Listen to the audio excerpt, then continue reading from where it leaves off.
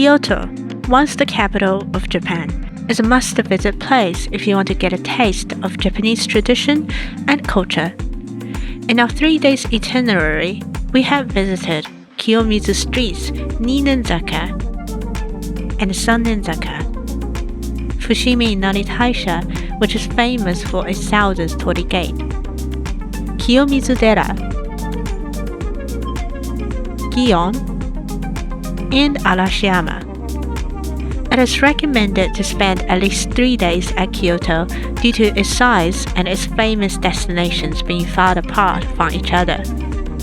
If you are also looking for a 3 days trip at Kyoto, this video is going to give you some tips and ideas on how you may want to plan your trip in this precious ancient capital of Japan.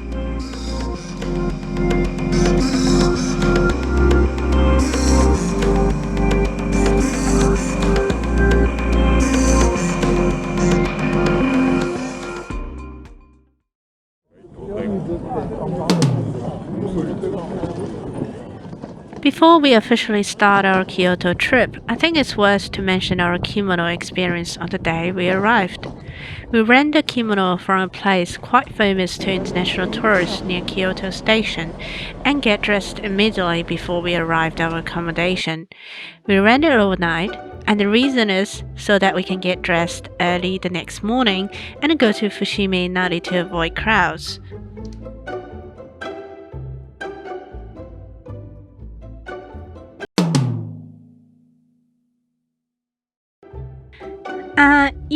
It was a really dumb idea to think about getting dressed ourselves, and we wasted 4 hours in the morning and couldn't get obi the belt correct. In fact, not only obi, but pretty much everything is not to the right standard.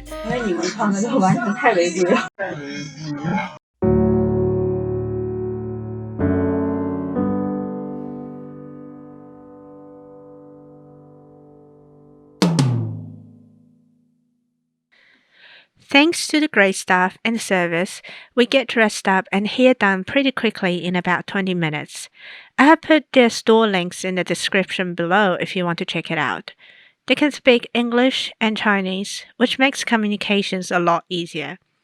The store we rent our kimono on the first day actually cannot communicate well, even though their website looks very international. Also, please rent your kimono somewhere nearby your stay, otherwise returning it on time will be a bit of a pain.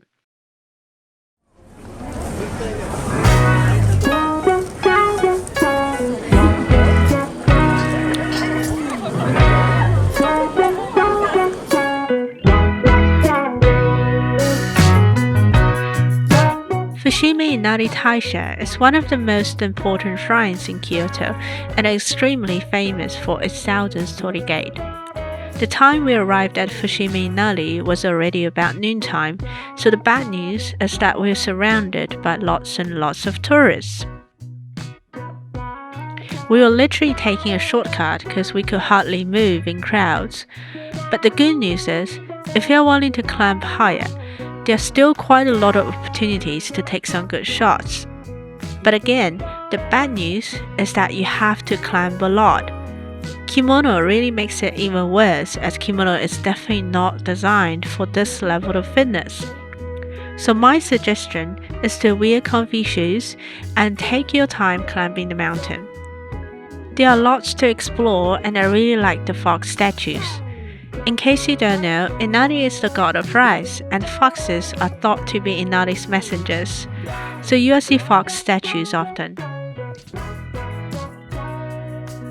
On the way to the top, you can find many souvenirs and eateries. We had our lunch there, and the taste was pretty decent, maybe because I was really hungry. Unfortunately though, some of the springtime limited udon sold out by the time we arrived. We also had the special matcha ice, very tasty after lots of climbing. Although we were pretty exhausted, I really enjoyed walking through the gates, and I would strongly recommend you to reserve at least 2 to 3 hours for Fushimi Inari Taisha. If you enjoy climbing, please prepare for more time, as there are a couple of routes that you can explore.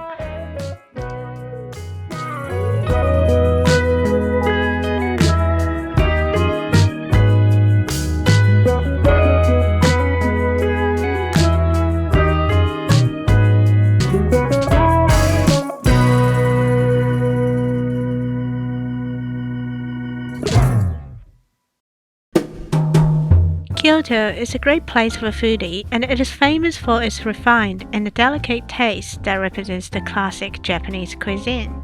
We were originally looking for kaiseki style fine dining, but it is really hard to book when we're just days in advance. As an alternative, we reserved a place famous for dashi shabu.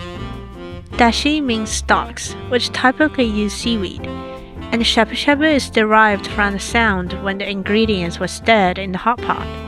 The meat they used is very thinly sliced, and it just instantly melts in your mouth. There are lots of other ingredients in the pot, including vegetables, tofu, rice cakes, and mushrooms. In the end, they will serve you udon, and adding their curry powder tastes surprisingly good. It is a combination I have never thought of.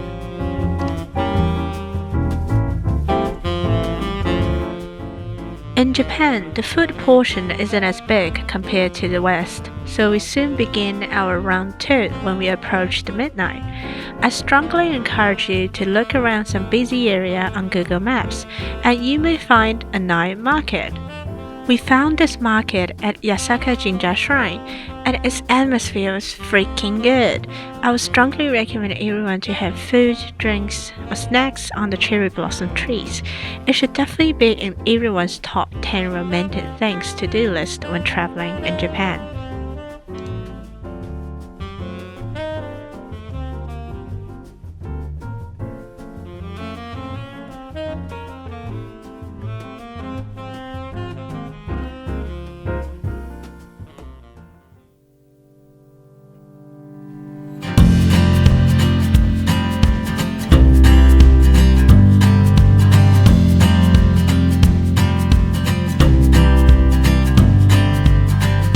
Kiyomizu-dera is a well-known temple in Kyoto because of its wooden stage that gives you a splendid view of cherry blossoms and maple trees. It is 13 meters tall, and there's a tradition saying, if one can survive from jumping off the stage, then your wish will be granted.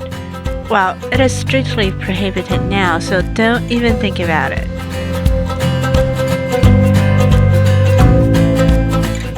Unfortunately though, the Jinshu Shrine that is known for effective matchmaking is closed under restoration work. The work started August last year, 2022, and will take about 3 years to complete. You can still buy different types of omamori, the Japanese amulet, if you want to boost your luck though.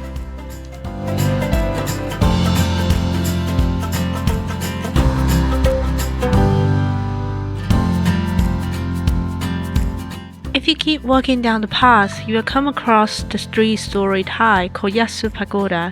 A visit is said to bring safe and easy childbirth.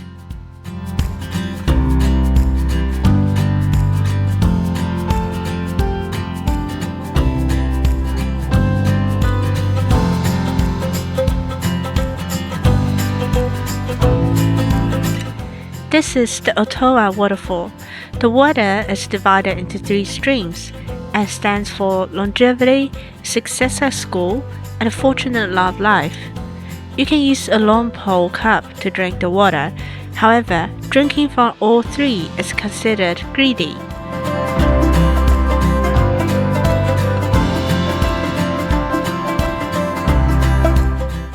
Kiyomizu hosts evening illumination during cherry blossom and autumn season. We stayed pretty close to Kiyomizu, so we visited at night again. The illumination was fabulous, and when you approach the last entry hour at 9 p.m., you will see few people around and the whole place kind of becomes yours.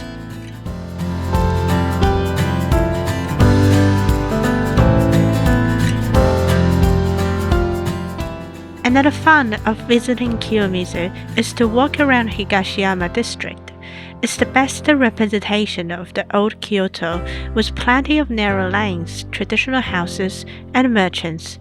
You can easily spend hours doing some souvenir shopping and food hunting.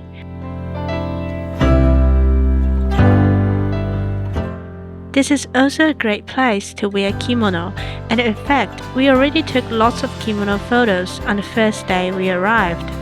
Ninenzaka and Sannenzaka are the most famous streets that you should definitely check out. Ninenzaka is derived from the name Nene Toyotomi, who founded Todaiji, and Sannenzaka is derived from the Japanese word for safe childbirth, because Nene would ascend the hill to visit Kiyomizu and pray for a safe birth of a healthy child. If you are looking for another place that represents Kyoto, then you should not miss the Gion district. It is the most famous geisha district, and its narrow streets make it extremely atmospheric at night. I would recommend you to come at late afternoon and spend some time first walking around the Shirakawa River. Here you can relax, enjoy the breeze, and spot some beautiful birds. As night approaches, you will see an illuminated Gion that is very atmospheric. Take a walk down the narrow streets, and you may have a chance to meet geisha. And most importantly, do not forget to reward yourself with a fine dinner. There are lots of upscale restaurants and bars, and make sure you reserve it at least a couple of days in advance. Although Kyoto is not the home of Kobe beef, but it's definitely a great place to have Kobe and Wagyu beef. We reserved this Kobe beef barbecue restaurant and spent about 340 New Zealand dollars in total for 4 persons. It's very high quality beef, and I really hope the meal never ends.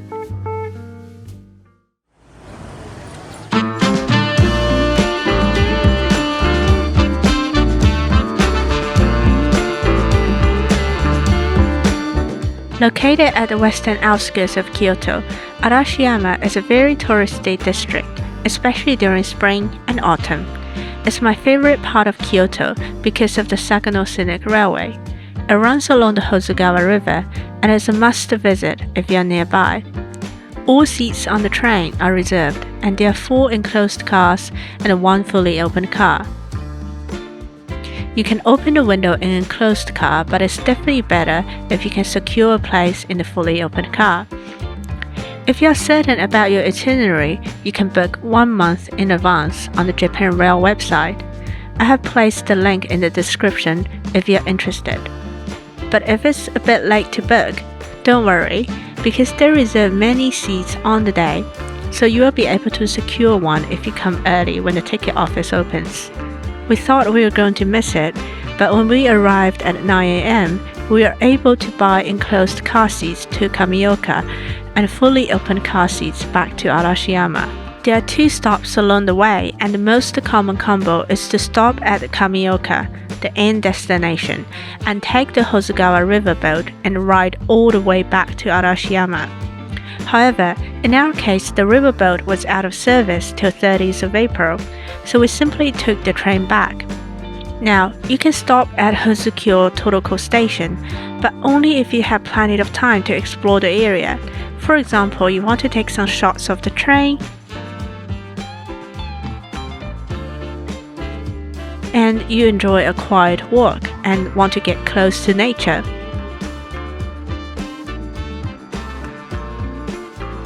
However, if you are short of time, then please stop at Arashiyama Toroko Station. It's the best stop for you to explore the rest of Arashiyama.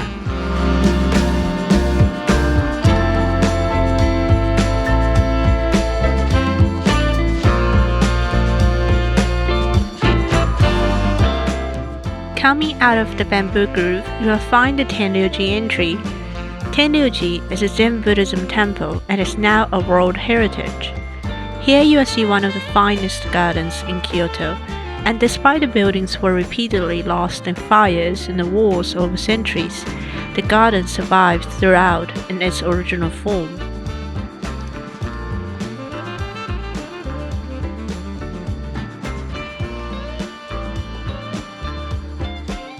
If you have some extra time to spend, you can consider visiting the Monkey Park.